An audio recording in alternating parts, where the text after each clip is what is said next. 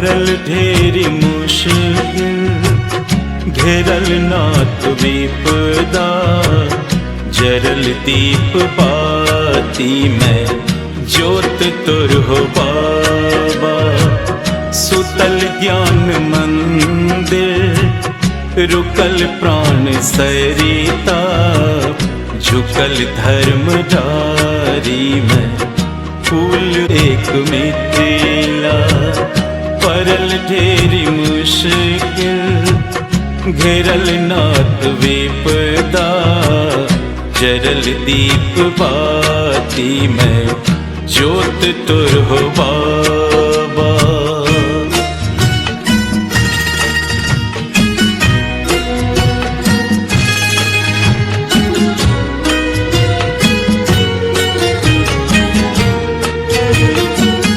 चरण जो तो इम हर, तेला दुख मिटा गिर, हसल गोम घर सो दारिद्र परा गिर।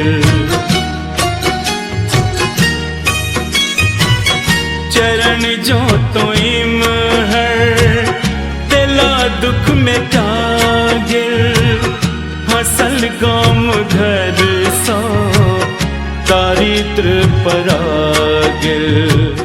भरल घोर वन धन, मिटल भूख नागा, भरल घोर वन धन, मिटल भूख नागा। तल गौ माता सब देती दूध डाबा, परल ढेरी मुश्किल, घेरल नाथ विपदा।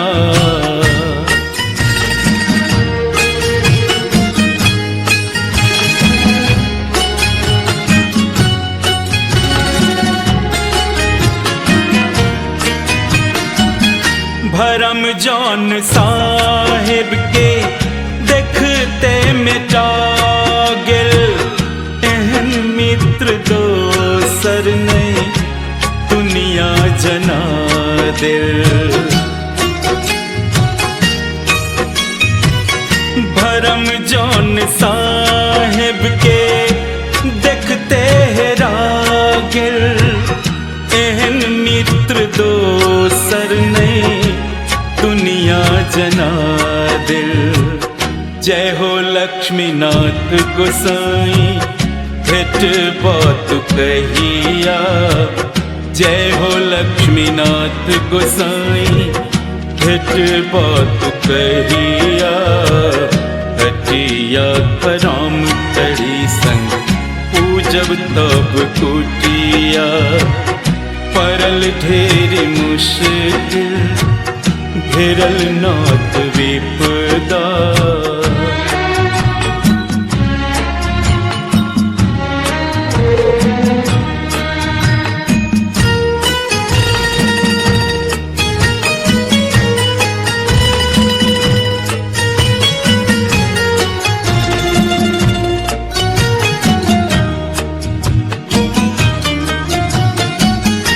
मरम जानी सजदा, केलन गौस खाजी।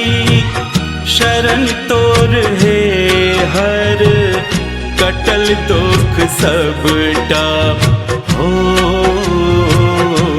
बाबा जी हो, हो गोसाई हो। मरम जान सजदा, कलन गोस खाजी। शरण तोर है हर, कटल दुख सबटा।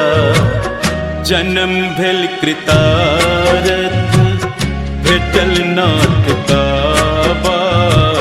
झुका शेष दर्शन, जपल जय हो बाबा। परल ढेरी मुश्किल, घेरल नाथ विपदा। जरल दीप बाती में ज्योत तुर हो बाबा।